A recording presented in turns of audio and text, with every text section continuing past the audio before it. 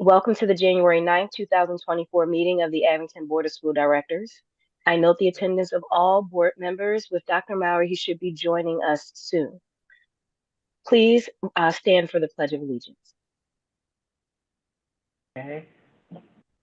I pledge allegiance to the flag of the United States of America and to the republic for which it stands, one nation, under God, indivisible, with liberty and justice for all. The Abington Board of School Directors has convened this evening's meeting on Zoom. In consideration of the health and safety of the school community, it is also being broadcasted live on the Abington School District YouTube channel. This meeting is being recorded and will be accessible on the district's website and cable channel no later than Friday, January 12th, 2024, to allow those members of the public who cannot participate to view the proceeding at a later time. Comments from citizens will be conducted in person and by phone. Information regarding participating remotely in public comment will be displayed on the screen at the time of public comment. The board thanks the public in advance for its cooperation and for your understanding um, and the reason why we changed the platform this evening. Do we have any additional?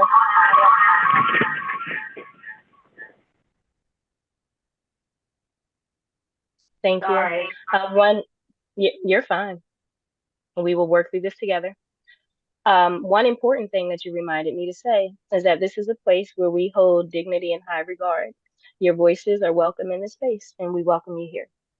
Are there any additional announcements or agenda items to be brought about from my fellow board members? Hearing none. Dr. Fetcher, any additional announcements or agenda items to be brought about at this time? Not at this time. Thank you. Okay. We will open up with comments from my fellow board members. I am going to go according to how I see you on the screen. Ms. Eisenhart?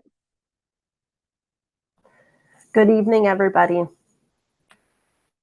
Mr. Muhammad? Good evening. Happy New Year. Ms. Fazy? Good evening, everyone. Ms. Hartman? Good evening. Mr. Allen? Good evening. I just want to thank for the flexibility of holding tonight's meeting in a virtual setting, so we continue to conduct the business of the district, but in a safe environment, and people aren't out on the roads. Thank you. Ms. Frazier? Hello, everyone. And Ms. Spalding?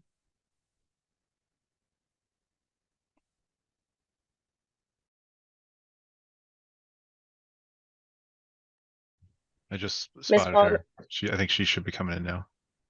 Excellent. Thank you so much. I'm sorry, did you hear me? Yes, we can hear you now. Do you have any opening comments for this evening? No, just that I'm glad to finally be here on this meeting, and I'm glad you're having it in this format. Thank you for sticking with it and being with us this evening. Dr. Fetcher, can you please proceed with our student council representatives? Yes, Mrs. Brown. I'm going to first ask Jonah Campbell to present for Abington Senior High School. Jonah?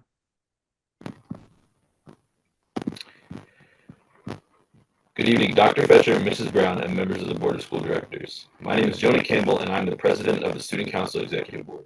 Coming out of our holiday break, the high school is determined and motivated as we head into our midterm exams. They will be held on the 19th, the 22nd, and the 23rd. Our schedule will be split up into 2 3-period days and 1 2-period day. Students and teachers have already begun preparing and reviewing for the exams, using our lunch and learn time wisely to host our office hours. Our swim team is 3-0 as their season opens. Good luck to them. Our boys basketball team is 8-3 as their season opens as well. Best of luck to them. Our girls basketball team is also dominating with a record of 7-2. Good luck to them as well. Our very own high school chorale caroled at Macy's and Willow Grove Mall and performed at numerous nursing homes and senior living centers. Winter Keystone started on Thursday the 4th, and it will be held until the 10th. Good luck to every student participating. They have finished the biology Keystone and will be moving on to English and algebra.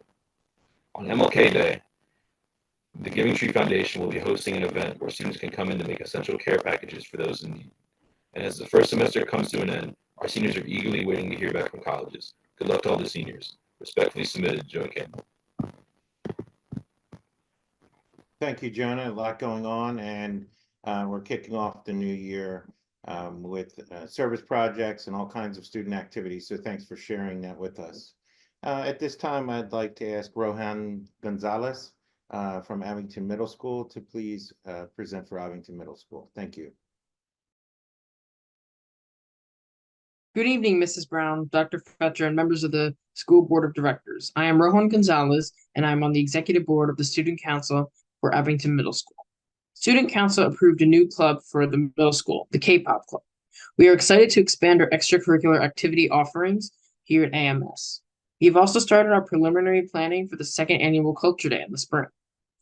TADA, Teens Against Drugs and Alcohol, held the always popular karaoke dance at the middle school during the evening of Friday, December 1st. Over 200 students came out to sing along with their favorite songs and dance to the music. We have 2 more TADA events scheduled for the month of January. The SRK, Safe, Responsible, Kind, Student Committee developed thoughtful slideshows to support recent character themes. The slideshows are being displayed through advisory classes this week. Our winter sports teams are practicing and some teams are already competing. We are excited for the accomplishments of our student athletes. Our National Junior Honor Society completed peer tutoring at the end of the year. The group will continue later this month. This is one of the many ways our students are providing service. Thank you. Thank you very much. Also at the middle school, a lot going on, and we're excited that you were able to share that with us this evening. That's all we have Thank for you. our student council representatives. Thank you for your voices this evening. Dr. Fetcher, please proceed with this evening's orientation. Thank you, Ms. Brown. At this time, I would like to ask Ms. Susan McCarthy, our interim Abington Senior High School principal, to introduce our Abington Senior High School student, Kenneth McKenzie, the December 2023 Student of the Month at Eastern Center for Arts and Technology. Ms. McCarthy. Thank you, Dr. Fesher. I'm very happy to. Kenneth McKenzie is a remarkable young man who has consistently exhibited a strong work ethic, dedication, and a passion for helping others. Kenneth's remarkable determination and motivation have been apparent in all aspects of his life. He has excelled in challenging academic programs, both at Abington and at Eastern. As a student at Eastern, he was chosen as the class leader for his program and was an active member of the Student Advisory Committee. These roles reflect his ability to lead, adapt, and contribute to the betterment of his community. Moreover, his dedication to his academics has earned him numerous accolades, including a straight A award from Eastern. In addition to his academic success, Kenneth's involvement in extracurricular activities, ranging from sports to musicals, showcase his diverse interests and commitment to personal growth. Kenneth's drive to help others extends beyond the classroom and extracurricular activities. He is a dedicated volunteer at both Abington Fire Company and Second Alarmers, where he has gained valuable experience in emergency medical services. Furthermore, his enlistment in the National Guard as a combat medic showcases his commitment to serving his country and community. Kenneth's personal qualities, his kindness, empathy, and motivation are just as impressive as his accomplishments. After high school, Kenneth is planning on pursuing a degree in emergency medicine and public health and intends to obtain his paramedic certification. There is no doubt that Kenneth will continue to make a difference in the lives of others, and I congratulate him on his admirable achievement.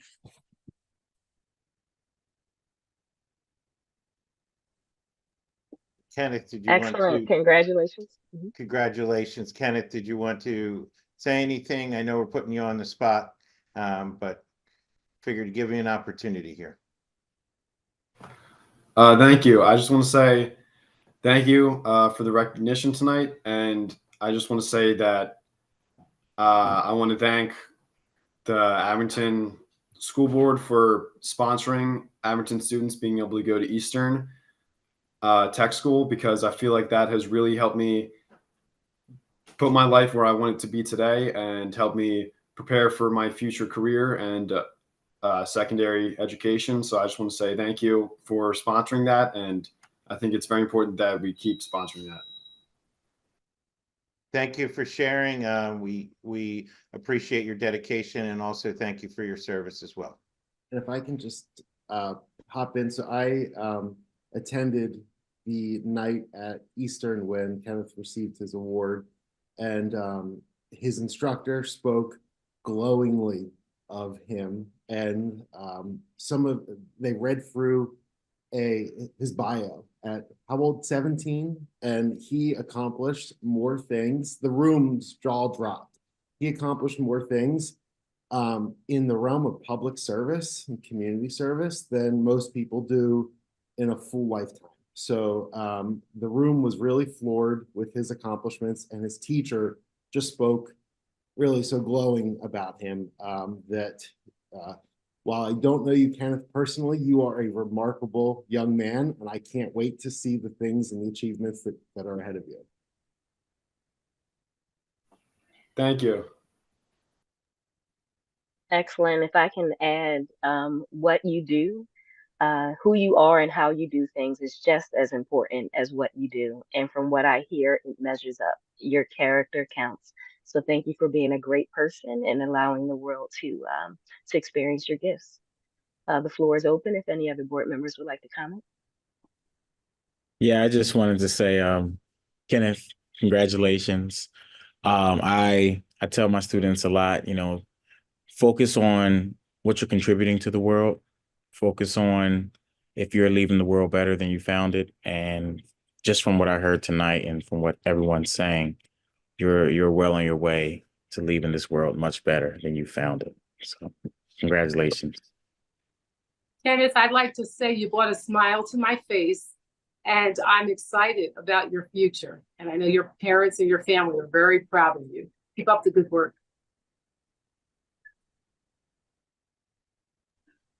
Anyone else? Mr. McKenzie, did you want to respond? Yeah, I was just going to say thank you, everybody. That was very nice. Thank you for all that you do. Dr. Fetcher, please proceed with this evening's orientation.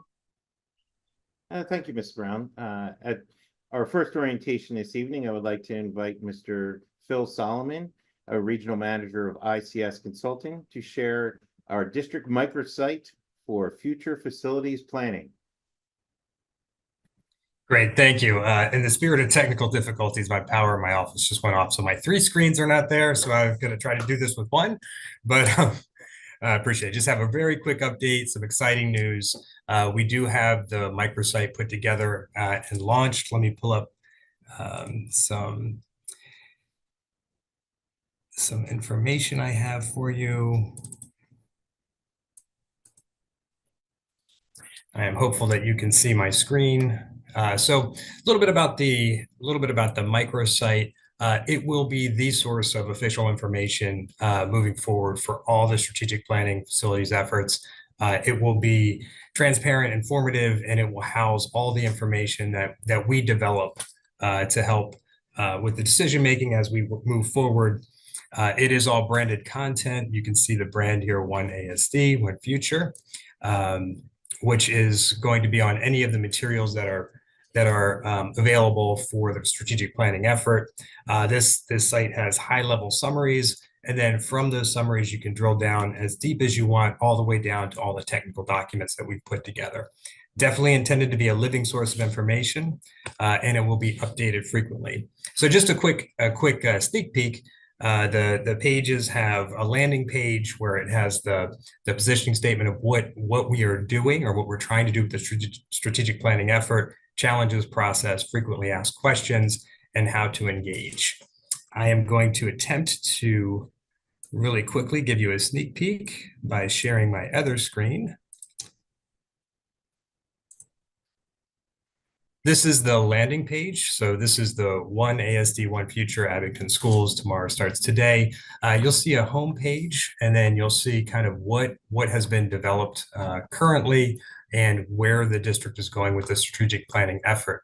As you move across the links up top, You'll see the challenges. A lot of this is going to be focused on the middle school, but also focused on elementary schools as well. And you can actually go in and dig into any of the challenges. You can go in and look at the process. Obviously, we're at the very beginning of this process. So, there's still a good amount of information that could be reviewed from there, but there's a long way to go from here. They have next steps and everything else. So it's really an easy site to navigate. And then you can look at resources. This is anything that's been produced, any of the technical documentation, the data that's getting housed, and frequently asked questions page. So this will be updated as we get more input and questions from the community. We'll be constantly updating the frequently asked questions page. You can obviously pick your language, your primary language as well. And then there is a spot where you can connect and ask those questions. With that, that was just a quick sneak peek, and sorry for the technical glitch here, but hopefully you were able to see everything, and certainly could field any questions if you have any. Thank you. Questions or comments from my fellow board members?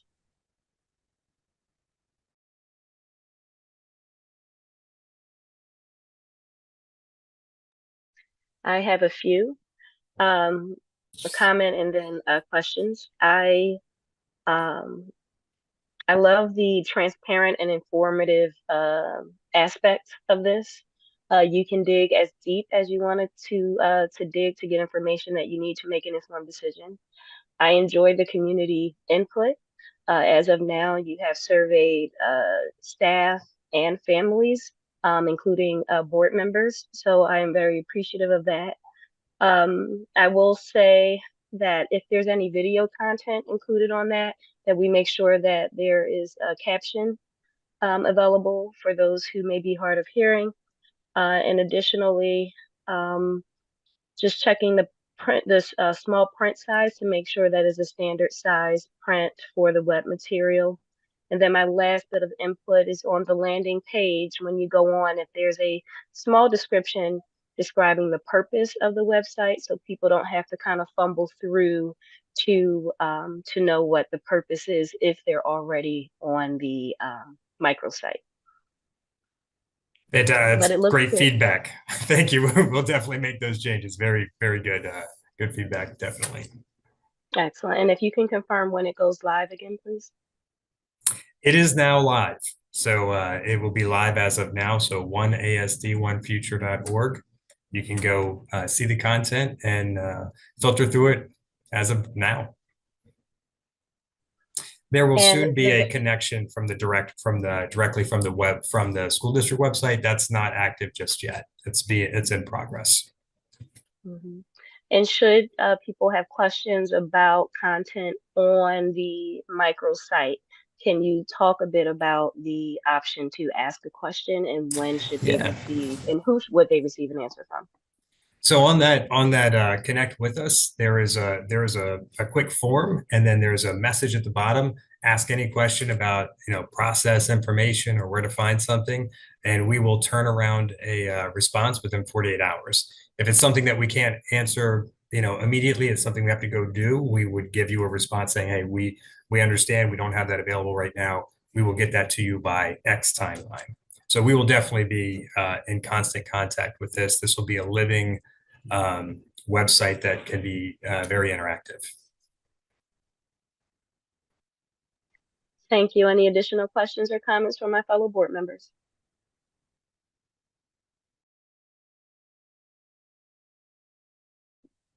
Dr. Fetcher, any additional questions or comments from you?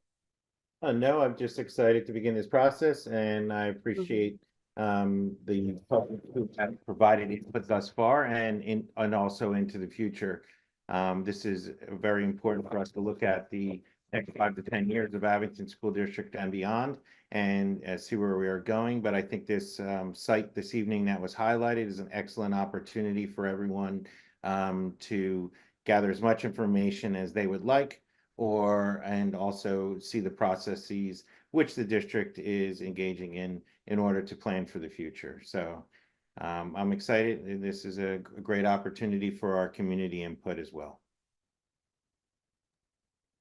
Thank you. If there's nothing else, Dr. Fetcher, please proceed with our orientation this evening.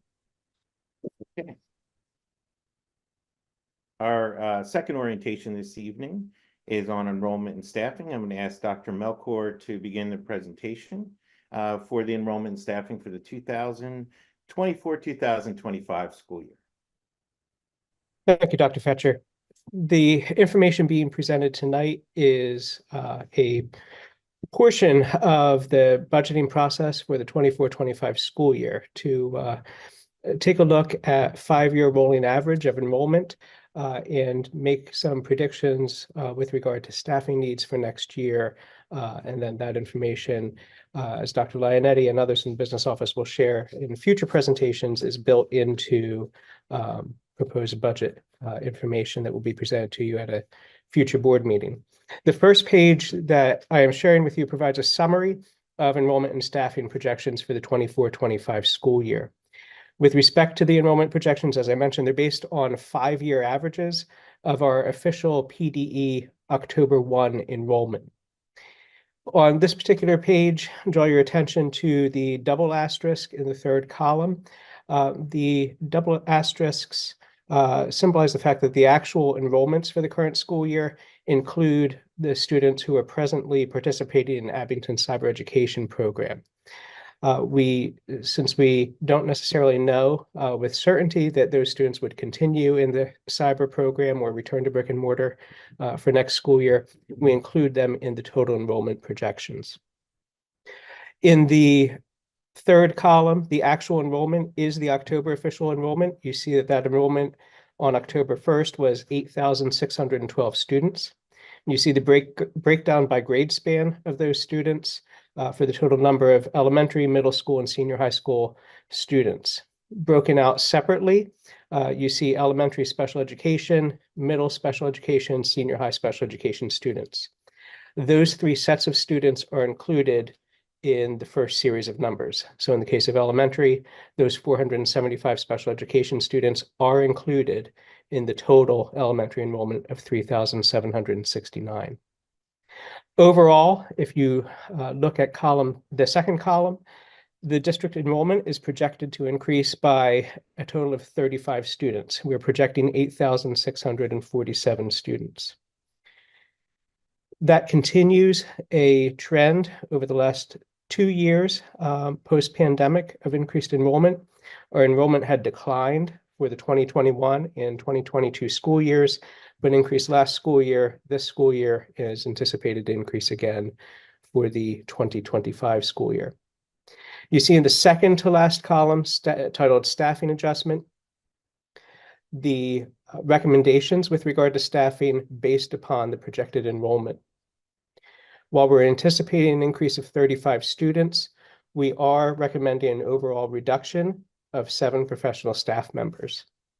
This is due to consideration of not only the projected enrollment at each grade level at each school, but also in the case of special education, taking a look at specific individual student needs and caseload sizes that are permitted by law.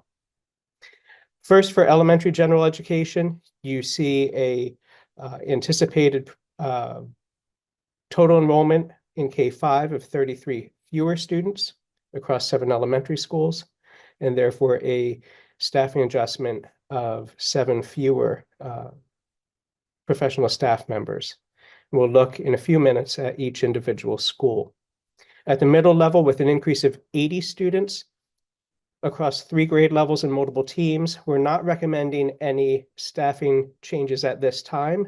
However, we're building in 2 gray boxes, and I'll explain in a few minutes what that means. At the senior high school level, you see a projected enrollment change of 12 fewer students. A decrease of 12 students across 4 grade levels will not result in any staffing adjustments. Finally, you see that across the 3 grade spans, there are no recommendations for changes in staffing adjustments for special education teachers.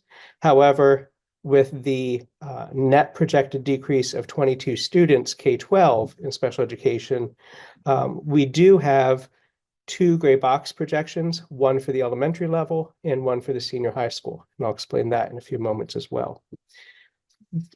in essence, the gray boxes mean that there may be a need for additional staff, and we will continue to evaluate projections as we work through kindergarten registration, which begins in just a few weeks, beginning of February, and then continued enrollments and registrations later into the spring.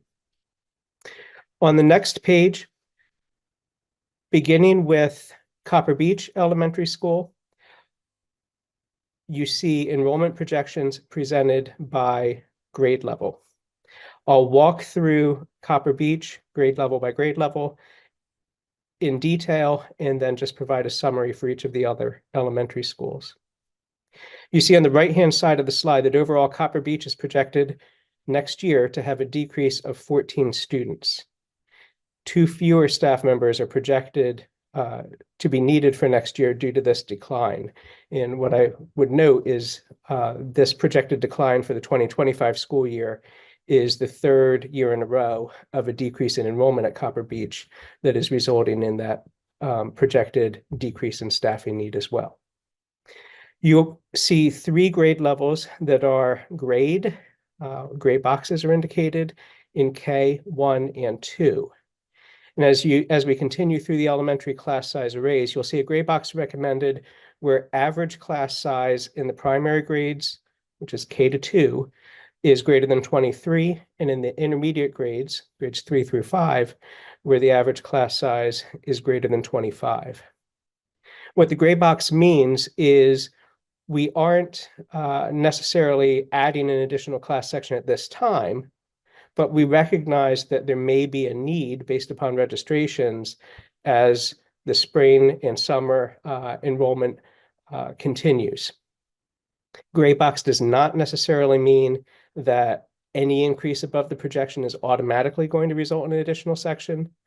So for instance, one additional student in kindergarten may not necessarily result in an additional section being added. But we will be looking at the impact on average class size, the impact based upon instructional need, and amount of time that students who receive special education as well as are in the general education classroom are receiving different services.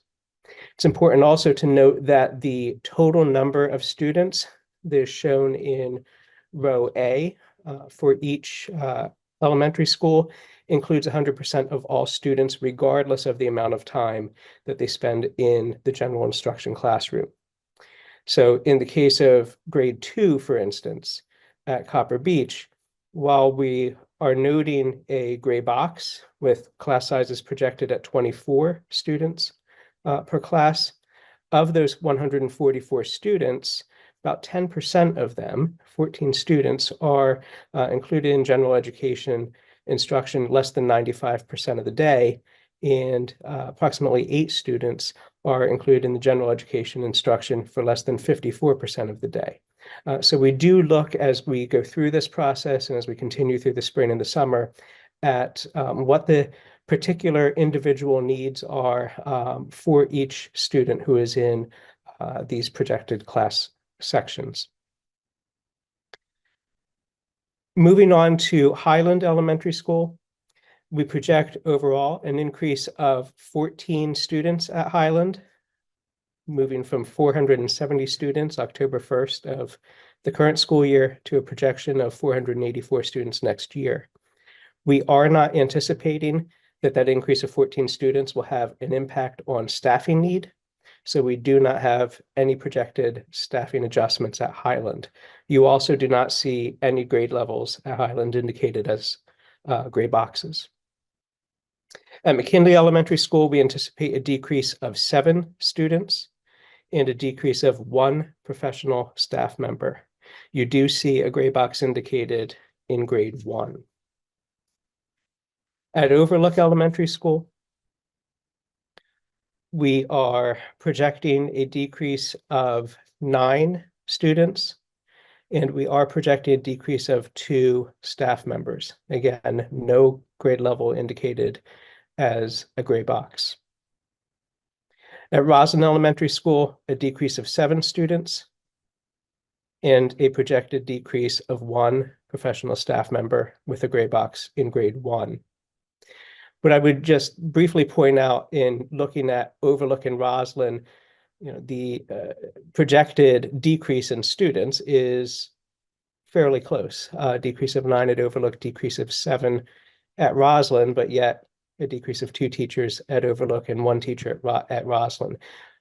That's really due to, again, looking at the individual class arrays, individual grade levels, and again, that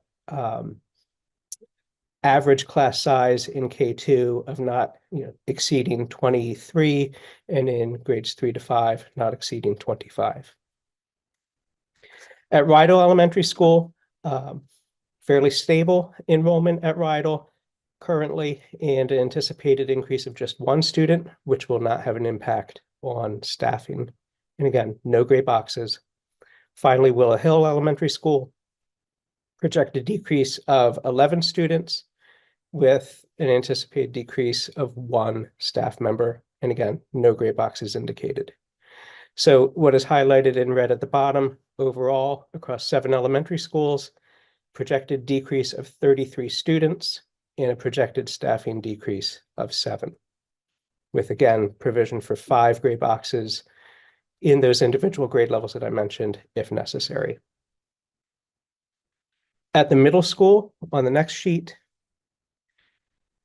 this page shows information for both the middle school and the senior high school.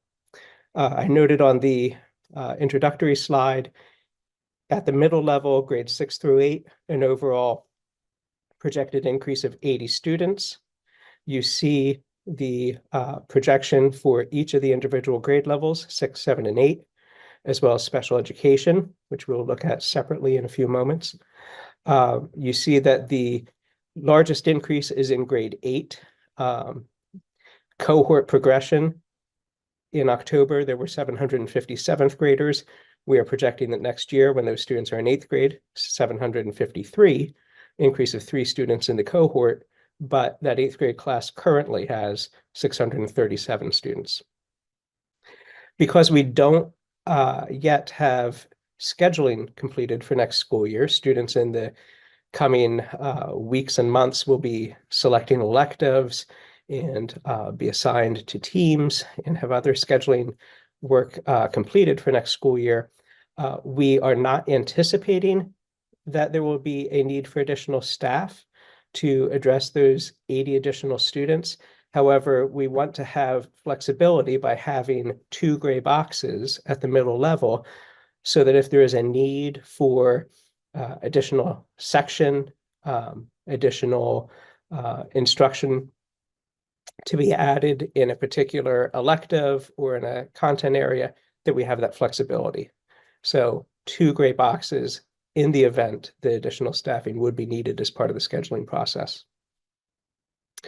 At the senior high school, you see that 3 of the 4 grade levels have a decrease for next year in the projected student enrollment, decrease of 45 students in 9th grade, decrease of 6 students in grade 10, decrease of 10 students in grade 12, increase of 49 students in grade 11. So a total decrease of 12 students at the senior high school.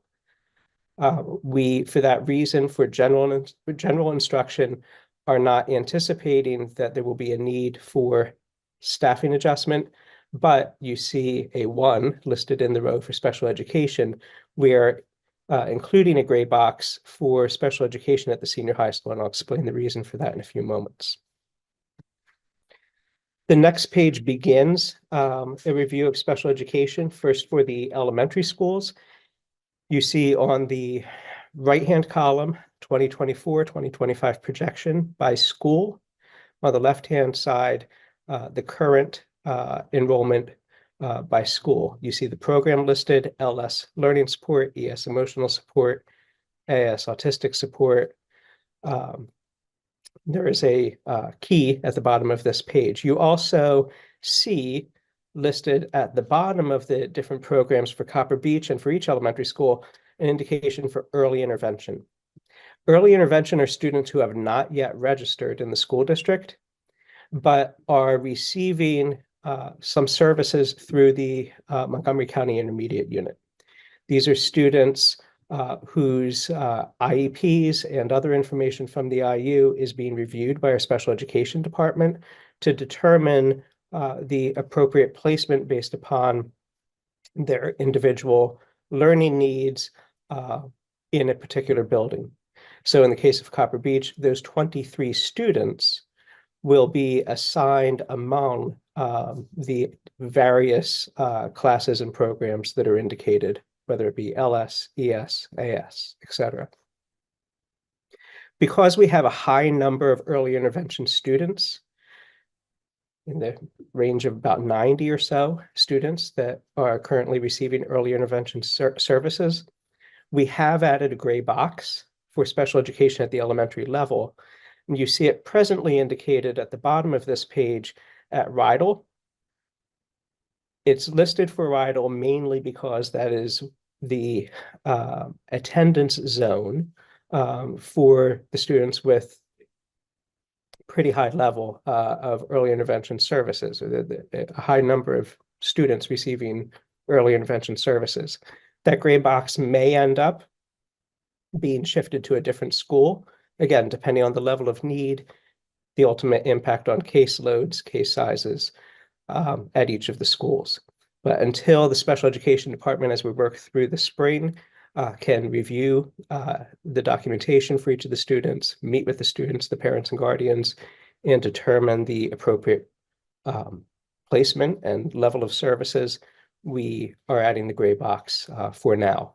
You do see a comparison from left to right, a projected decrease of 14 students from the current school year total special education student enrollment in elementary of 475 to 461 for next year. The next page shows middle level. Again, the page is set up in a similar fashion with program current enrollment on the left and projected enrollment on the right. We have a projected decrease of 24 students at the middle level receiving special education services for next year, but based upon the level of service and the program that those students are enrolled in, there is not an anticipated impact on staffing for next year. Finally, the last page shows special education information for the senior high school. Again, program and enrollment, current enrollment on the left, projected enrollment on the right. You do see at the bottom of the page a projected increase in special education students at the senior high school, increase from 533 to 549, so a 16 student increase. We are recommending that there be a gray box at the senior high school, and a particular reason for that is although the increase of 16, we're not anticipating that there would be a need for staffing changes. A reason for the gray box being placed at the senior high school, at the beginning of the current school year, PDE released guidance to school districts informing them that no later than September 5th, all students who were entitled to FAPE and IDEA safeguards could remain enrolled in public school until they turned 22 years of age. Prior to that point, prior to that guidance being released on August 30th, students could remain enrolled until they turned 21 years of age. So based upon the current number of students who could be impacted by that change in guidance, where students can continue their enrollment in the school district until age 22, we're recommending a gray box to be utilized dependent upon the number of students who continue their education until their 22nd birthday.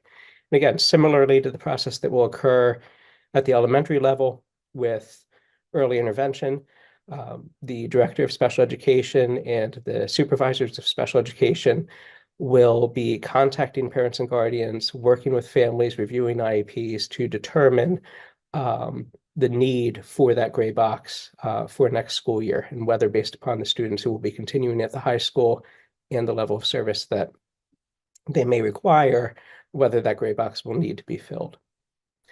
So overall, again, if we go back to the summary introductory page, the bottom line of the enrollment and staffing projections on this summary introductory page, overall, we are anticipating an increase of 35 students for next year.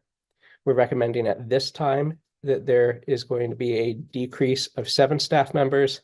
However, we have built into the enrollment and staffing projections 9 gray boxes. Dr. Fetcher, that concludes the orientation regarding enrollment and staffing projections. Thank you, Dr. Thank Melchor. you. At this time, we can answer any questions that you may have, Board of School Directors. Please feel free to unmute your mic. Hi, I have several questions. Of the new admits in elementary school, what percentage are ESOL students? I don't have that information at hand for our current kindergartners. The enrollment process for kindergarten registration that will begin in a few weeks will include a home language survey where parents and guardians will indicate home language and what is the first language or primary language for a student. So we will gather that information. We don't have that information as part of the early intervention services or part of information for the incoming kindergartners yet, but we will have that as the registration process begins. I will say that our English learner population within the district K-12 has been increasing over the last few years, partially due to the world conflicts that are occurring.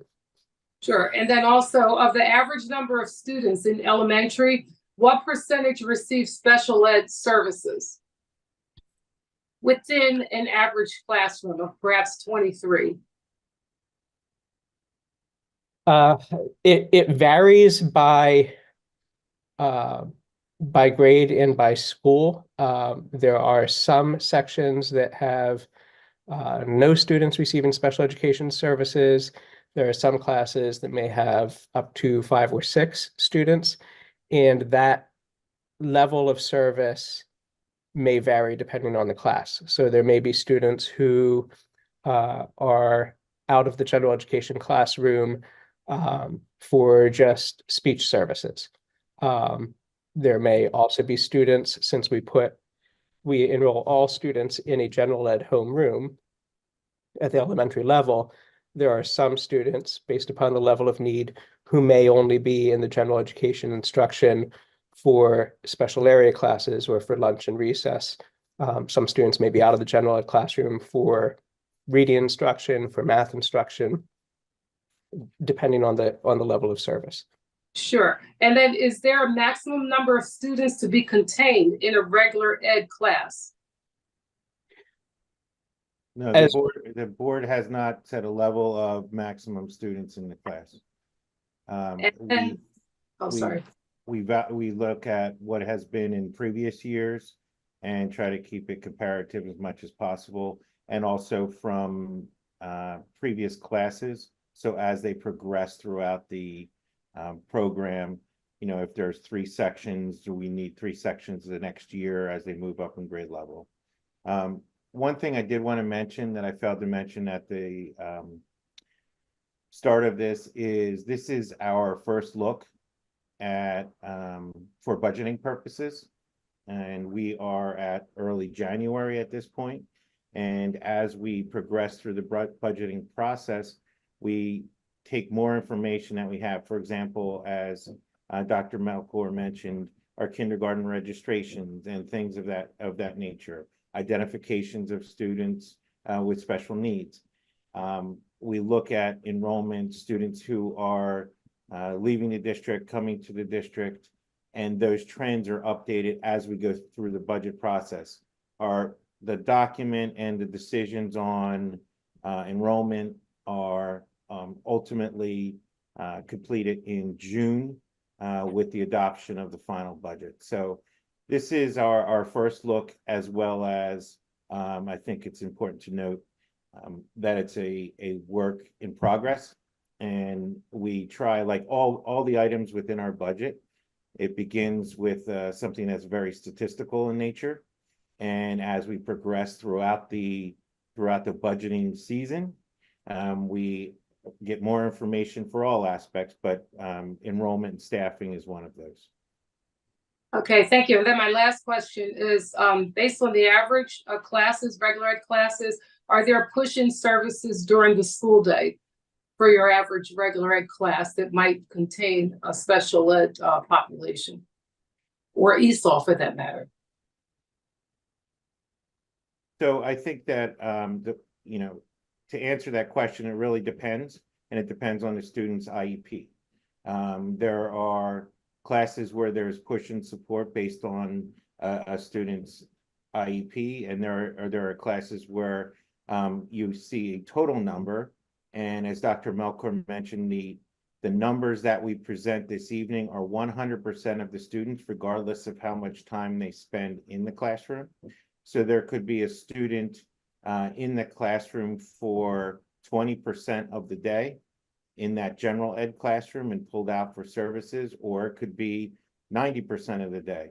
And so that's all taken into consideration in adhering to their IEP and making sure that we provide the appropriate education for their IEP. So it's, I can't give an exact number because it really depends and is motivated by what is in our students' IEP and how we can deliver services in order to be compliant with those IEPs. I appreciate it. I was just wondering if it was a trend on average to see push-in services for said individuals. Thank you.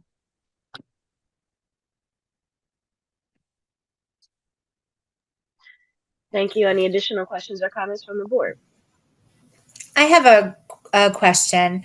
I don't see anything in the presentation regarding kids with GIEPs, and additionally kids with English language learner services.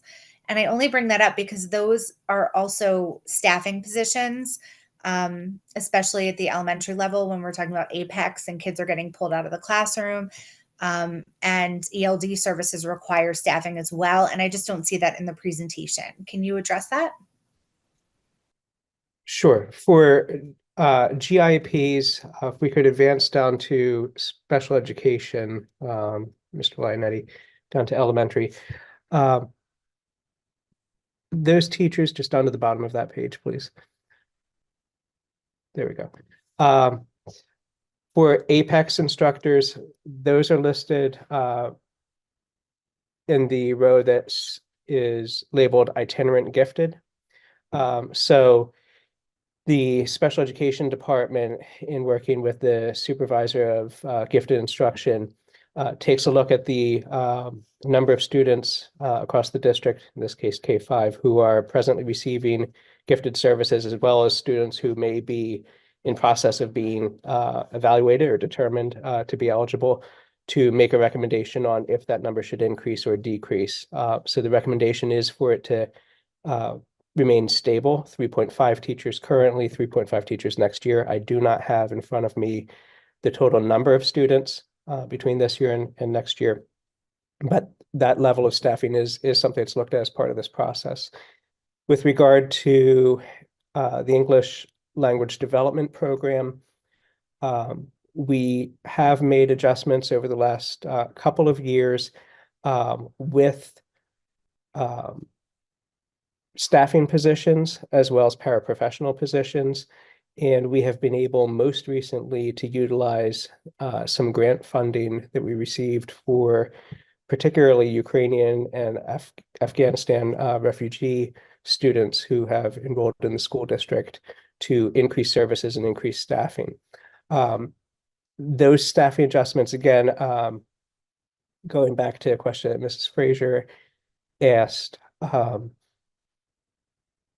we don't necessarily know with a great deal of certainty year to year who the children who require ELD services are until they register and complete the home language survey. But we have been able to adjust staffing, move staff between schools and increase staff in order to address those needs. So that is something, again, that a gray box or additional funds within the budget for staffing may be used on an annual basis to address as we see that there's a need for a particular level of ELD services based upon what level, in some cases, students are coming into the district with. Are they new English language learners who may be at a beginner level versus students who are, have a few years or a little bit further along in their progression of learning the English language. Thank you. Thank you. Any additional questions or comments? Please unmute your mic.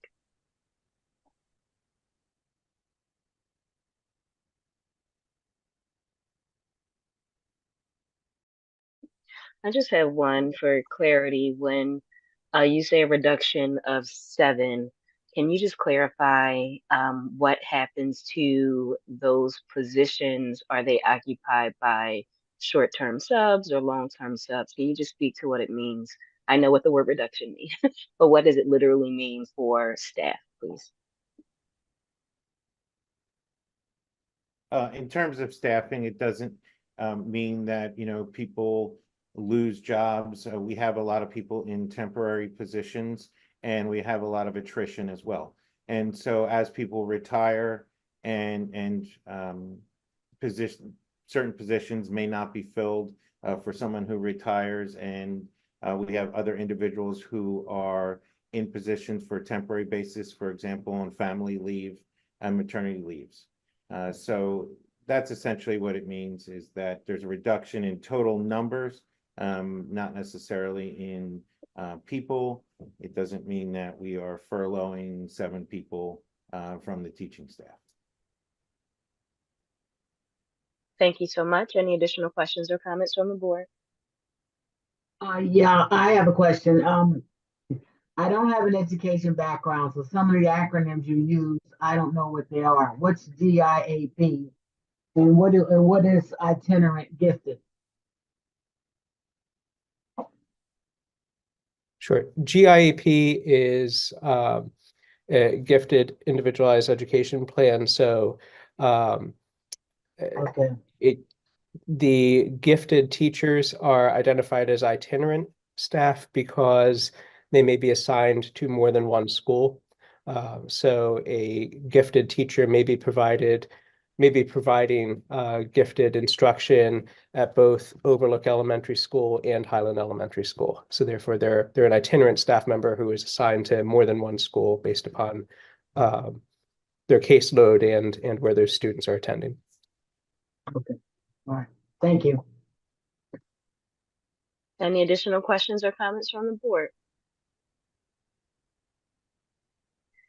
Thank you so much for the presentation and for answering questions and comments. Dr. Fetcher, can we please move forward with the next part of the orientation for this evening? Yes, Ms. Brown.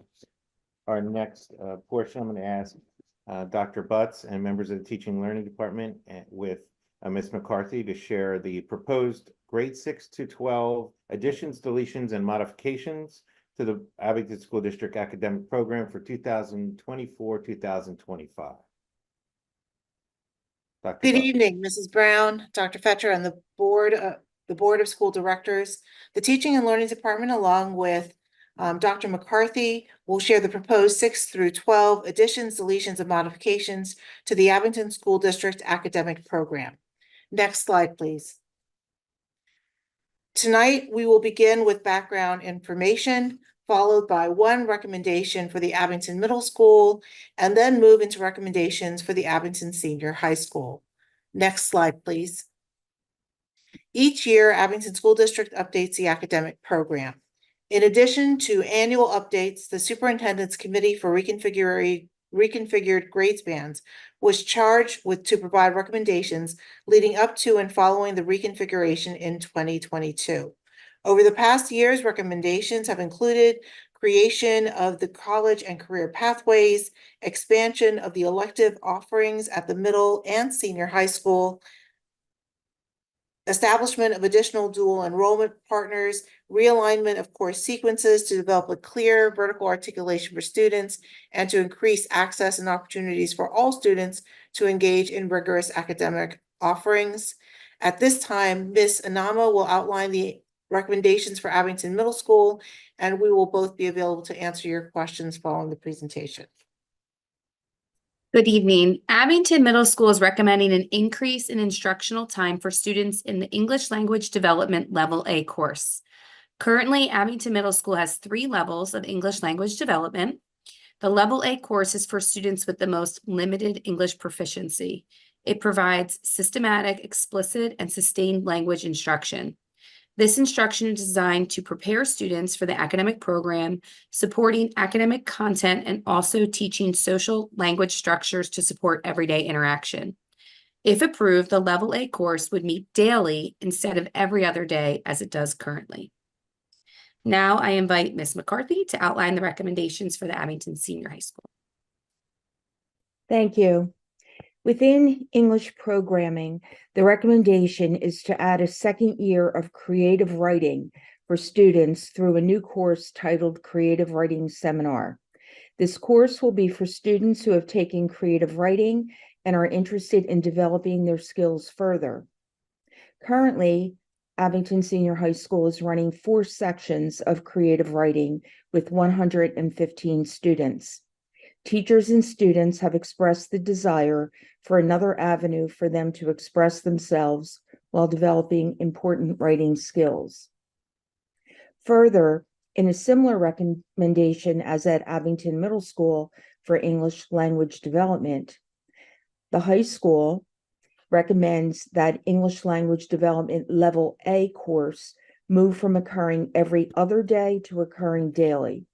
This modification will increase teachers' opportunities to provide systematic, explicit, and sustained language instruction, and ultimately to accelerate student learning.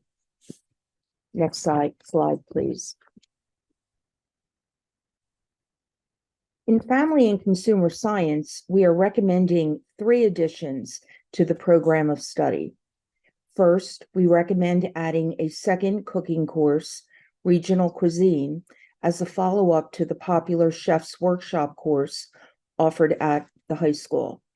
During the 23-24 school year, 336 students are enrolled in 14 sections of Chef's Workshop. Regional Cuisine will build upon the basics mastered in Chef's Workshop and utilizes advanced techniques. Students will have the opportunity to prepare, taste, and present dishes focusing on regional and ethnic influences, as well as explore the origin and background of various cooking traditions. Second, we recommend adding Unified Family and Consumer Science and Unified Partners internship courses. These courses will run concurrently, allowing students of all abilities to participate collaboratively in a comprehensive course that builds knowledge, skills, attitudes, and behaviors that they need as they prepare to take the next steps toward adulthood in today's ever-changing society. Students will learn the basics of managing interpersonal relationships, nutrition practices, food preparation, and decision-making. In addition, general education students in the Unified Partners internship course will have opportunities to have hands-on experiences in the teaching process. They will learn about individual learning styles and gain an increased awareness of various disabilities as they assist students with special needs. Abington Senior High School introduced a similar model through the Unified Physical Education and Unified Partners internship courses with great success. In health and physical education, we recommend modifying the Unified Physical Education course from a semester-based course to a year-long course. This modification will allow students in the Unified course to engage in physical education for the entire year. Next slide, please.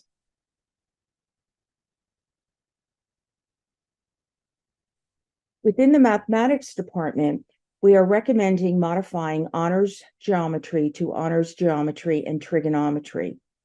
The honors math sequence has changed over the past few years. As we cohorted students through those changes, we removed trigonometry from Algebra 2 and moved it to geometry. The name change will more accurately reflect the curriculum. Within world language programming, Abington Senior High School recommends adding Mandarin Chinese 2 honors. This course was previously offered at Abington Middle School and is transitioning to Abington Senior High School as part of the multi-year effort to align the Mandarin Chinese language program with the Spanish, French, and German offerings. The proposed modifications of Mandarin Chinese program were first presented to the Board of School Directors on March 13th, 2022. Further, as we shared with the Board of School Directors on August 22nd, 2023, Abington Senior High School recommends eliminating the Latin program. While we continue to explore alternative options for students to engage in Latin instruction through potential cyber and dual enrollment partnerships, staffing constraints prohibit us from offering these courses at Abington Senior High School. Thank you. Thank you. Any questions or comments from the board? Please feel free to unmute your mic.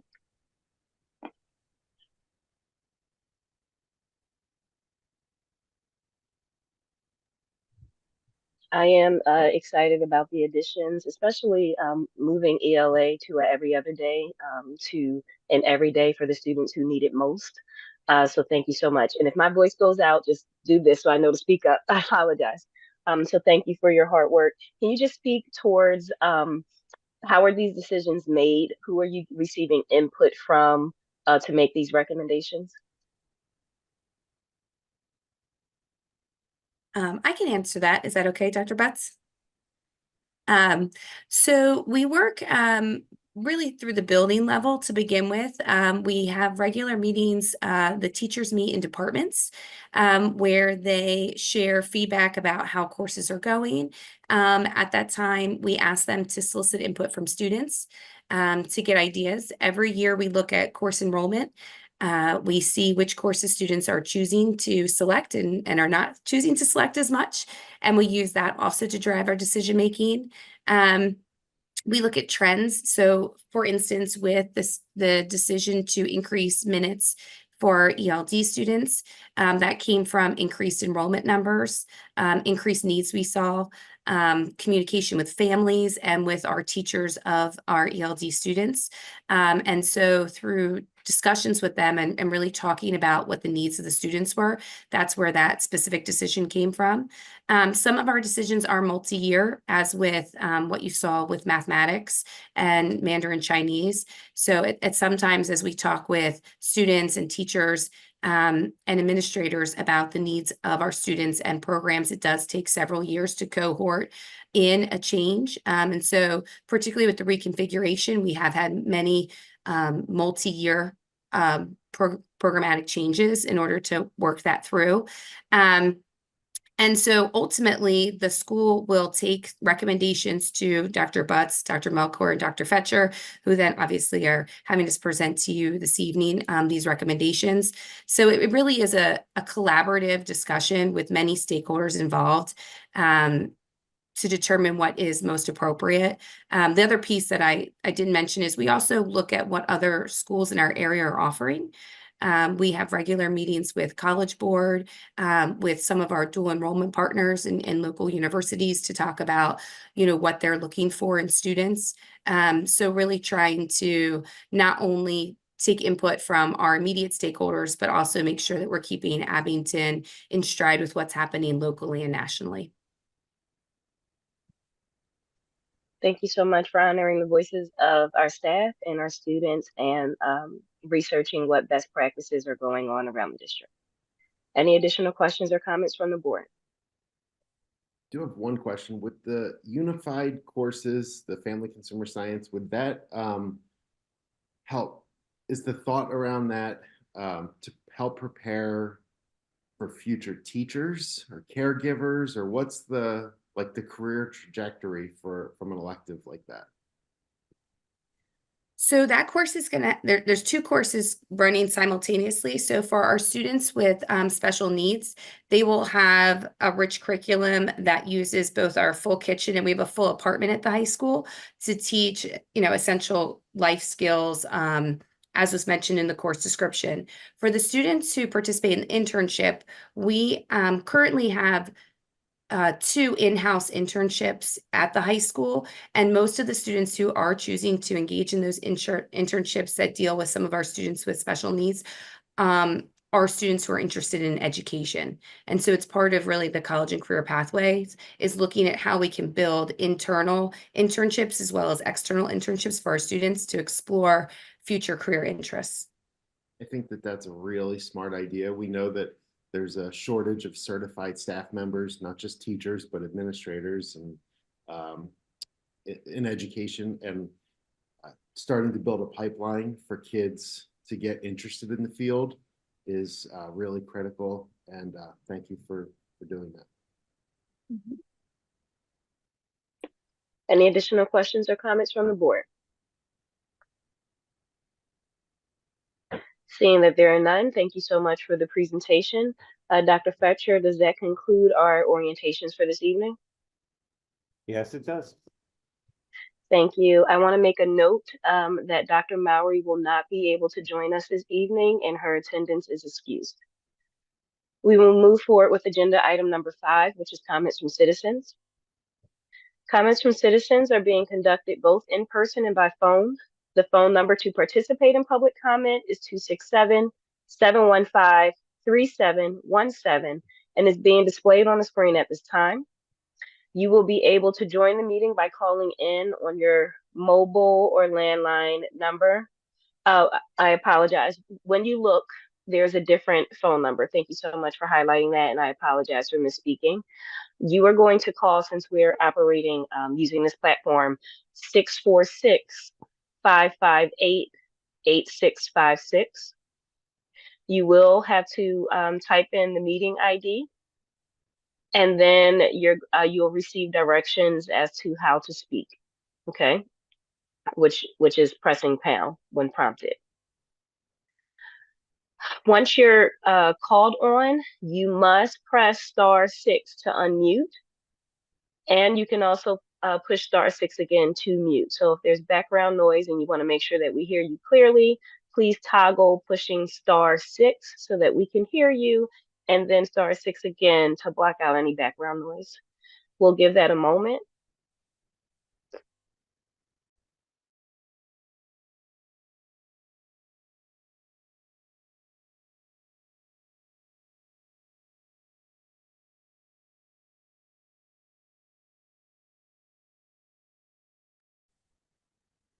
And as we give time for callers to call in, since you do have to type in a good number of digits, once you have finished speaking, please leave the meeting. That frees up time for speaking slots for others. Okay, so please make sure that you leave the meeting once you have finished your call, and you can continue to watch via the district YouTube channel. I'll repeat the number again. The phone number is 646-558-8656, and the meeting ID is 923-487-4-7816#. The teacher in me wants to repeat it one more time. Okay, we have someone. Thank you. Yeah, we have a few callers, yes.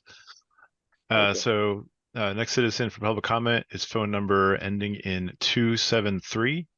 Please press *6 to unmute and state your full name and address.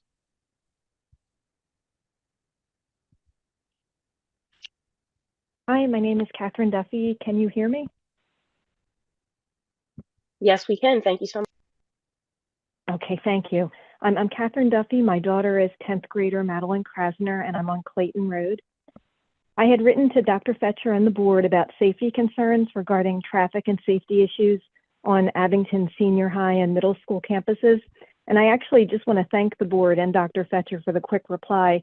I was really impressed that I got a phone call message today from the police officer assigned to Abington School District, and they wanted to touch base with me about some of my concerns. So I'm working on following up with him. But I think this is why it's so important to actually let the board know when there are issues and concerns. Some of the concerns that I had mentioned, drivers going way above the speed limit on the grounds around Abington Senior High and the middle school. The drop off at the senior high by the cafeteria being pretty clunky, with students walking in front of cars at very wide crosswalks toward the entrance of the cafeteria and no one really guiding them in. And many students are often looking down at their phones while drivers quickly pull out after dropping off students. And I've seen some pretty close calls and situations where students wind up kind of telling the drivers to go ahead. It just feels like a really dangerous spot. A lot of students just walking across the parking lots while cars are rushing in at the morning, and the signage just being a little bit weak and often ignored. If I stopped on actual roads outside of the campus the way people stop on Abington's campus, I know I would be ticketed for sure. I did a drive around thinking that there weren't many sidewalks for students, and actually there are a lot of sidewalks. I just don't know why the students don't seem to be on them. So there's just an issue in general with the whole the morning drop off and where students are in the mornings as cars are coming in. So I don't have answers, just a sense that it feels really dangerous. I have lots of mini heart attacks on a regular basis when I see students walking haphazardly and the cars quickly pulling in and out. And I just felt like there should be a little bit more supervision or some assessment of what's going on there. And I totally get that it's challenging to manage. I'm only there to see a snapshot each day when I drop my daughter off, but I'm hoping that things can be done to kind of make the process smoother and be less dangerous. So again, thank you so much, and I really appreciate the response that I had gotten. Thank you for your voice. Mr. Sneed? Our next citizen for public comment is phone number ending in 331. Please press *6 to unmute and state your full name and address.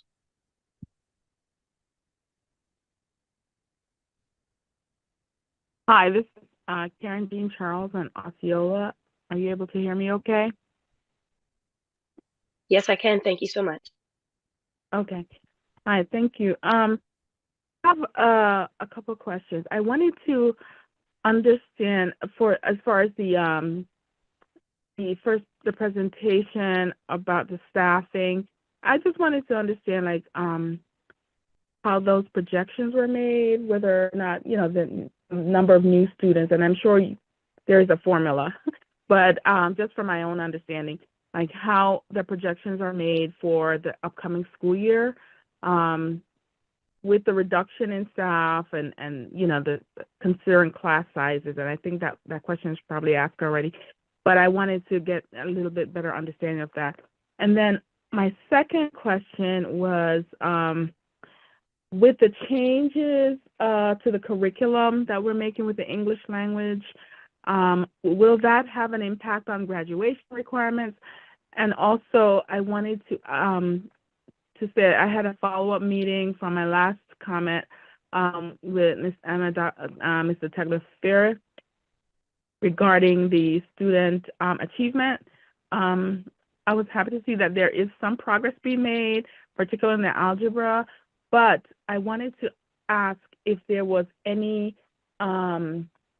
additional changes to the curriculum as we're doing with the ELA, for example, to increase the mastery, right? So for more frequency, instead of every other day, maybe every day, for those students that might need to still go through the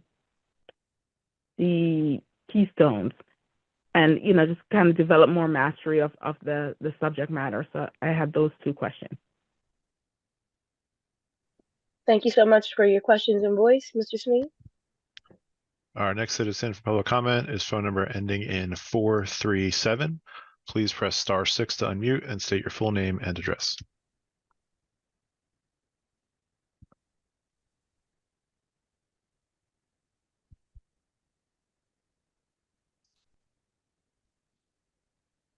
If you can hear me, we should be able to hear you. Please be sure to hit *6 to unmute.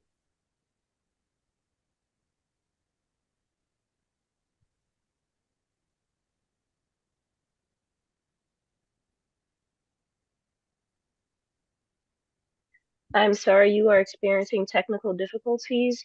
Please call back Once again, the number is 646. Oh, they just unmuted. Hello? Oh, there you go. Excellent. Okay. We can hear you Sorry now. about that. No. Can You may hear me? proceed. We can hear you. Yes, we can. Okay. Thank you. All right. Good evening. This is Laura Schlagenhofer from Rosemont Lane. I was calling tonight because I wanted to talk a little bit about the ELA program at the middle school, in particular Study Sync and IXL. Study Sync is the curriculum where children get to read little excerpts of a story, and then they spend a week or two dissecting the story. They only get to read a part of the story, and then they're required to draw inferences because they don't really get to read the whole story. There's no true context regarding the character or building the story arc. The structure of the stories and the workbook all seem to mirror the PSSA test. Our children seem to be being taught ELA simply to do well in the PSSAs. They're not really being taught to love or learn the language arts. If they're lucky, they get to read 1 or 2 novels throughout the year as a break from what appears to be a year-long PSSA prep class. Looking at IXL, it seems to be more of the same. Doing my own research about IXL, it very clearly appears to be a PSSA tool. It is used predominantly only in ELA, science, and math. All 3 of those are the test subjects of the PSSA. Our children seem to be constantly under assessment, and teachers get diagnostic reads on how a child is performing. For kids that are struggling, I just want to explain the IXL program and how incredibly demoralizing it can be. They get 2 points for every correct answer, but then they lose 4 points for every incorrect answer. It is beyond defeating. Our kids aren't cars. They don't need diagnostic readouts on their skills. A child can be failing in all of their tests and quizzes, but if IXL says they're on level, that's all that seems to matter. My experience has been that IXL is not really being used to address a student's academic needs. It's simply being used to see how they'll perform on the PSSAs. I'm really just asking that the district look to prioritize education and teaching over standardized test prep. I can recall my days of learning to read in elementary and middle school, and that's where I learned to love reading and the passion behind it.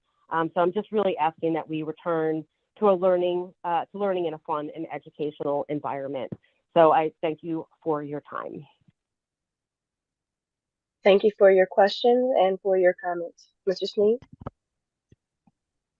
Our next citizen for public comment is phone number ending in 884. Oops, it jumped on me. Our next citizen for public comment is phone number ending in 219. Please state your full name and address. The T. First name is Mr. Middle name is that period. Last name.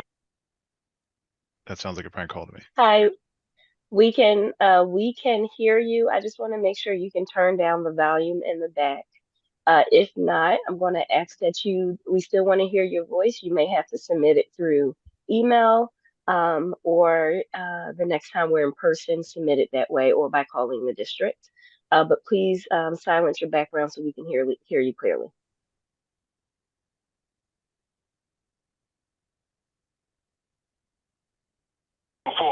When I see the food that makes that mistake, the friends you already got may not be Okay, all thank you. And friends. seeing that you can't turn down your background, Mr. Sneed, we're going to dismiss that call, and they can try back again another time.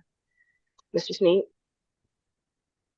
Our next citizen for public comment is phone number ending in 884. Please press *6 to unmute and state your full name and address. Joe Rooney in Ardsley. A couple of quick items. First, Kenneth McKenzie. Wow, what a great looking kid. He looks professional. He spoke confidently. I was just hoping maybe Dr. Fecker could tell us, what does he eat for breakfast? And we need to feed that to a lot more people, including myself. So kudos to that kid and his wonderful parents. Next, for Dr. Frazier, those were great questions that you asked about those orientations. Thank you for doing that. And also to Kathy Spalding. I didn't understand many of those acronyms, and I don't know what ISL is. Maybe somebody can explain that. I probably should know that. Next question, the microsite. How much does it cost to develop and manage that? And is it one time or is it recurring? And then finally, just real quickly, you didn't start for 13 minutes and there was some brief mention of a technical problem. Could you explain what that was? And then finally, who decides to change a meeting and when was this meeting, when was the decision for this meeting made? Thank you very much. Thank you for your voice, Mr. Sneed. Our next citizen for public comment is phone number ending in 797. Please press *6 to unmute and state your full name and address.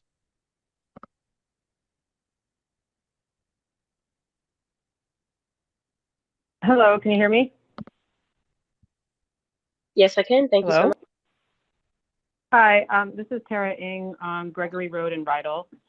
First, I'd like to say thank you for the orientations tonight. My first comment is regarding the ELA curriculum at the middle school, and I echo all of the comments made by one of the previous callers regarding StudySync and IXL. It's my understanding that the district chose StudySync for numerous reasons, including the culturally responsive, diverse, high interest, and modern literary works. One of the district's main goals is, or it's my understanding, is to get kids to experience and enjoy reading. Well, my child's experience with StudySync is doing the opposite. The overemphasis on short passages with associated multiple choice questions is diminishing any hope of instilling a love of reading in him.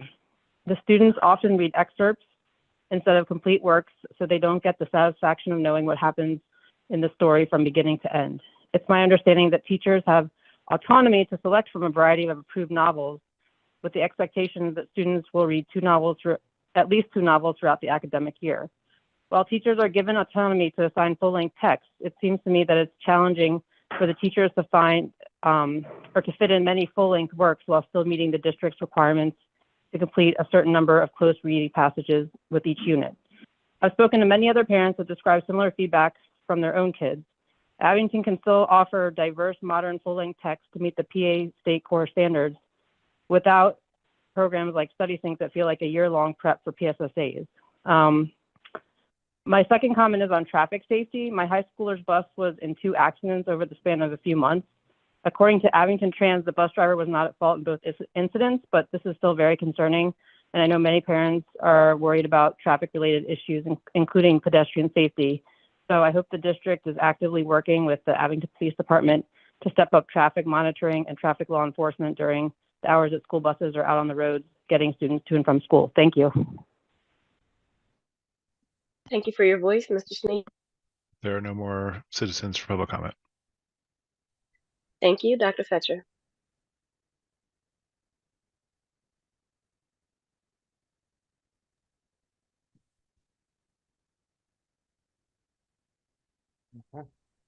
Okay, first I would like to speak to the safety concerns, and I appreciate the recognition. This was brought to my attention on Saturday, and I appreciate those who took the time to detail their concerns about traffic safety within the campus.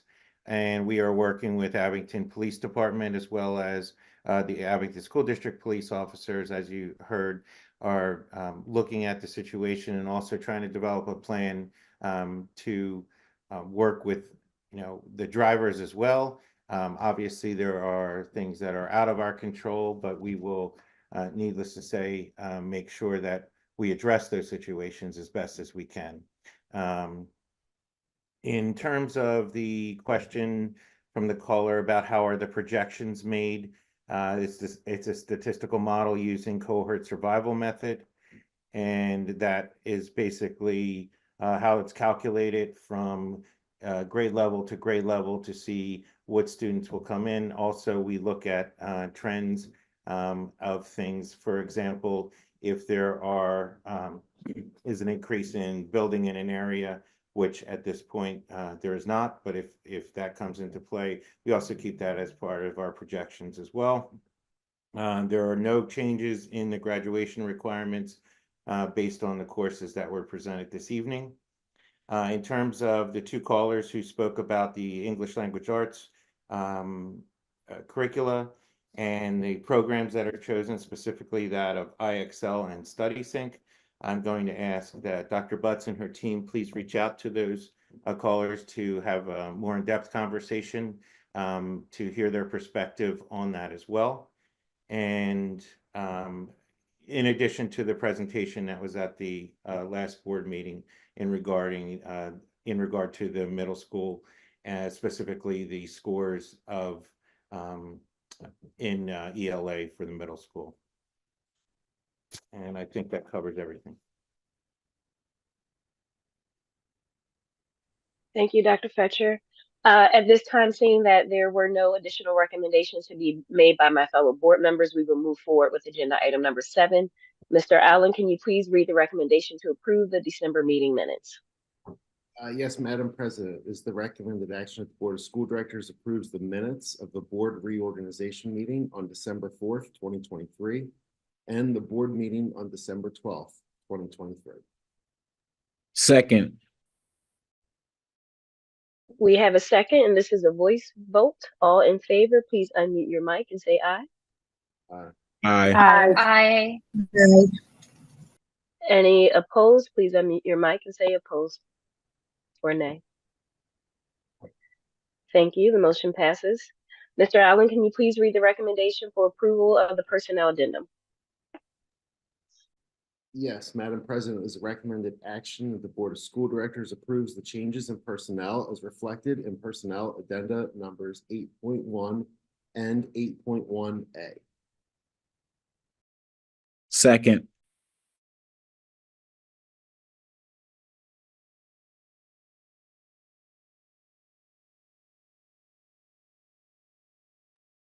Second. Thank you for your patience. We have a second, Dr. Fetcher. Thank you, Ms. Brown.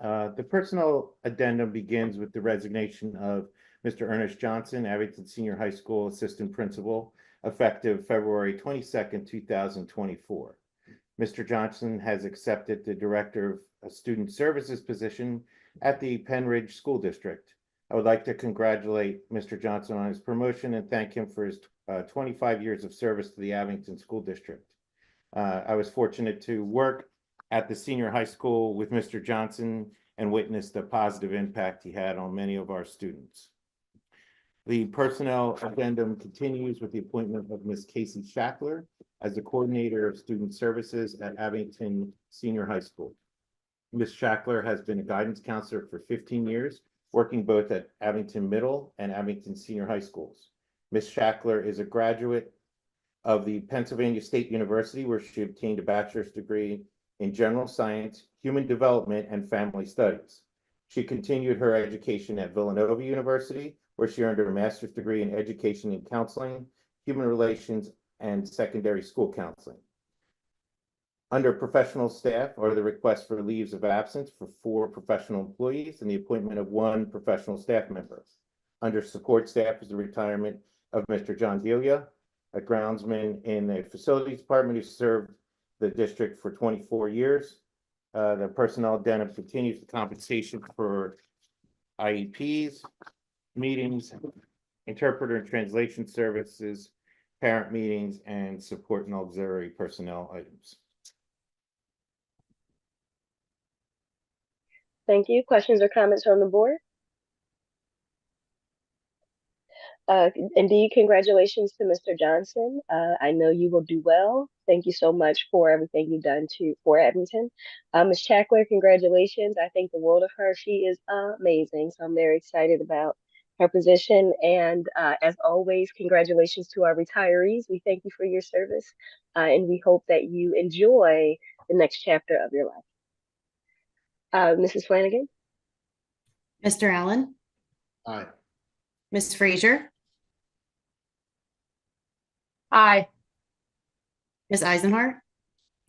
Aye. Ms. Balding? Aye. Mr. Mohammed? Aye. Ms. Fazy?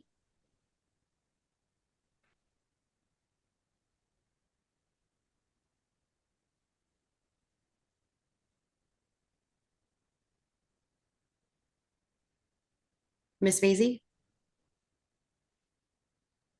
Apologies. Aye. Mrs. Hartman? Aye. Mrs. Brown? Aye, ayes have it, and motion passes. Mr. Allen, can you please read the recommendation for permits for the use of buildings and grounds? Mrs. Brown, Mrs. Brown, Yes, can we yes, hold on that item, so I can make an yes, announcement, please? yes. Would you like to make Okay. the announcement now, or would you like Yeah. me to skip it? If we could just, if I could make an announcement right now, just because of Yes, timing, sir. as it is Mhm. nearing 9:15 in the evening. Mhm. Currently, we are experiencing a loss of power in some of our buildings and some leaks and damages that have occurred due to the storm. So we'll need to address these before students arrive. We will put into place a 2-hour delay tomorrow morning. 2-hour delay tomorrow morning.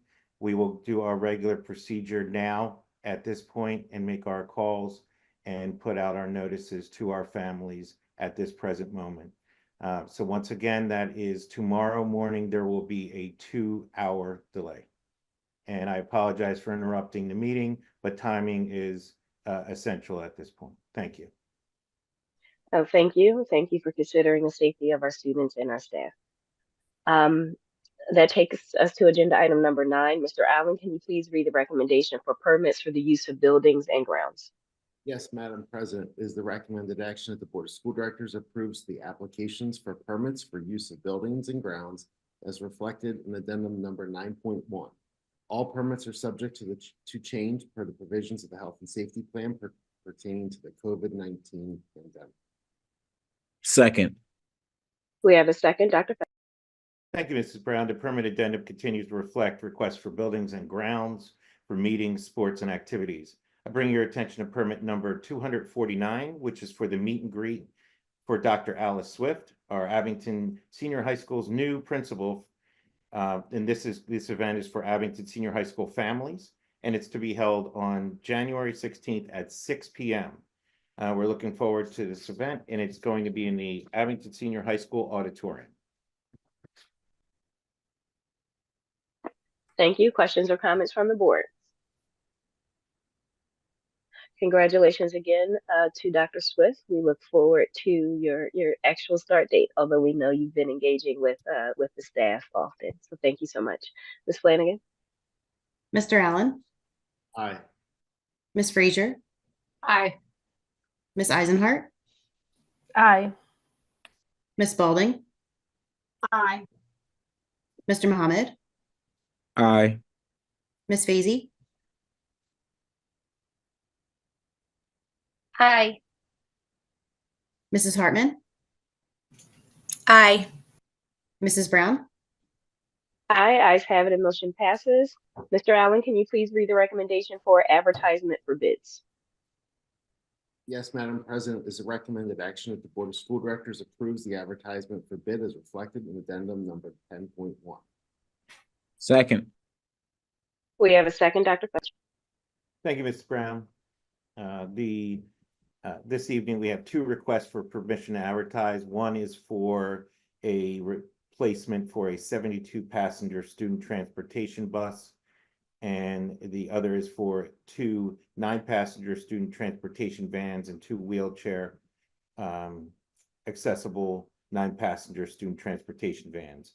And that particular request for permission to advertise will be funded by the access funding through special education. Thank you. Questions or comments from the board?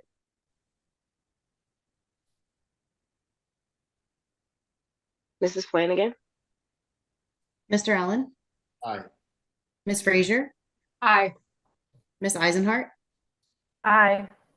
Ms. Spalding, Aye. Mr. Mohammed, Aye. Ms. Fazy, Aye. Mrs. Hartman, Aye. Mrs. Brown, Aye, ayes have it, and motion passes. Mr. Allen, can you please read the recommendation for approval of the proposed 2024-2025 academic program changes? Yes, Madam President, is a recommended action, the Board of School Directors approves the academic program changes proposed for grades 6 through 12 as reflected in addendum number 12.1 and authorizes the publishing of the Abington Middle School Program Studies 2024-2025 for grades 6 through 8 and Abington Senior High School Program of Studies 2024-2025 for grades 9 through 12 as the official statements of programs of study for grades 6 through 12. The board approves the courses listed with the understanding that the scheduling of courses is subject to sufficient enrollment and adequate budgetary provisions. Second. We have a second, Dr. Fetcher, and then after this, I will return to agenda item number 11. My apologies. This is the academic program changes that were presented this evening, and we can answer any additional questions that you may have. Questions or comments from the board? Can you provide clarification for our, I believe it was level A students who will have ELA for 2 days, whether it is a change to the curriculum or if it is just increasing the frequency? And I do understand that we adopted new, I won't say curriculum, but new programs for our ELD population within the recent board meetings. Thank you. Dr. Butts, could you please answer that question, or Ms. Anama? They can hear us. I can answer. Sorry, I can't see if Dr. Butts was answering. Can you hear me? Yes. Okay, it's just an increase in frequency. So we did adopt new curricular materials for our English language development program at secondary 2 years ago. So we have materials. It's just going to allow teachers to go more in depth and spend more time with students. Thank you for that information. Any additional questions or comments from the board? Mrs. Flanagan. Mr. Allen. Aye. Ms. Frazier. Aye. Aye. Ms. Eisenhart. Aye. Ms. Spalding. Aye. Mr. Mohammed. Aye. Ms. Fazy. Aye. Mrs. Hartman. Aye. Mrs. Brown. Aye, ayes have it, and motion passes. Mr. Allen, can you please move to agenda item number 11 and read the recommendation for awards of contracts? Madam President, as recommended action, Board of School Directors approves awards of contract is reflected in addendum number 11.1. Second. We have a second, Dr. Fetcher. Thank you, Mrs. Brown. Tonight, for your consideration, we have one award of contract, one retroactive award, and one Montgomery County Consortium of Communities Award.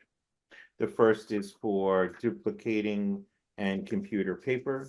This is an additional order. Although we have considerably cut the amount of paper, we still use paper. Our next award is a retroactive award, and this is replacement of compressors at Highland Elementary School. We've experienced some issues at Highland with the HVAC system, and we repaired the system, and that's why this is a retroactive award. And we are working to get some additional parts in as well. So we wanted to, of course, it's an emergency situation, to make sure that we did that, and that's why you'll see it as a retroactive award this evening. And finally, the Montgomery County Consortium of Communities is for bulk rock salt. Excellent. Questions or comments from the board? Ms. Flanagan. Mr. Allen. Aye. Ms. Frazier. Aye. Aye. Ms. Eisenhart. Aye. Ms. Spalding. Aye. Mr. Mohammed. Aye. Ms. Fazy. Aye. Mrs. Hartman. Aye. Mrs. Brown. Aye, ayes have it, and motion passes. Dr. Fetcher, any other business that may be appropriately brought up at this time? Yes, Ms. Brown, I bring to your attention the conference attendance and professional leave requests and the capital improvement projects report for your information. Thank you. Any additional business from my fellow board members? We move forward with agenda item number 15, which is comments from citizens. Comments from citizens are being conducted online by phone. The phone number to participate in public comment is 646-558-8656. You will have to type in the meeting ID, which is 923-4874-7816 #. And once you're called on, please hit *6 to unmute and then *6 again to mute yourself back.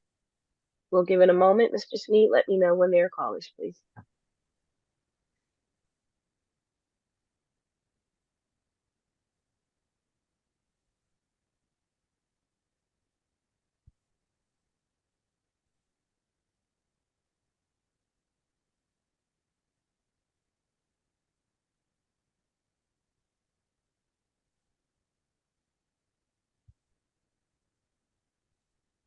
We'll just give it another moment, given this is a different phone number with a different additional things to type in to participate.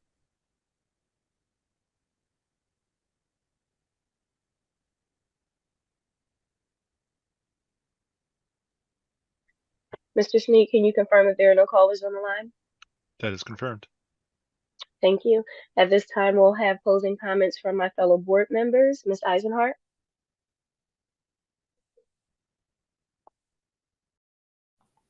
Thank you. Just to the community and to our number of callers that we had tonight, thank you for taking the time to prepare comments and concerns that you have, especially for our students. It was well noted. Thank you for bringing to our attention the concerns that you had for our traffic concerns that we have across our buildings, and also for the academic items that were mentioned tonight. I really appreciated that you took that time to call tonight, and it's well noted. Thank you all and have a good evening. Thank you. Ms. Spalding, followed by Ms. Hartman. No, I don't have any comments at this time. Thank you. No comments at this time. Have a good night, everyone. Thank you. Ms. Faizi, followed by Mr. Muhammad. No comments at this time. Thank you. Nothing at this time. Thank you. Thank you. Mr. Allen, followed by Ms. Frazier. Nothing, thank you. I'm excited about this new slogan, One ASD, One Future, Abington Schools. I'm obliged to be affiliated with the school district at this time as a board member because this is groundbreaking for us to think that we're associated with a company that will help with and provide strategic planning so that our facilities could reflect 21st century opportunities for our kids. Have a good evening. Excellent. Dr. Fetcher? Nothing at this time. I just want to just say we appreciate the patience in making any weather decisions in now and in the future. They're not easy decisions to make, and we try to do so as conveniently as possible for our families and making the calls as soon as we can. So I apologize if this is an inconvenience for anyone, but we try to make it the best and fastest way we can make the decision based on the information we have. So thank you. Thank you. I hope you are warm. I hope you are safe. This meeting is adjourned. Everyone have a good evening.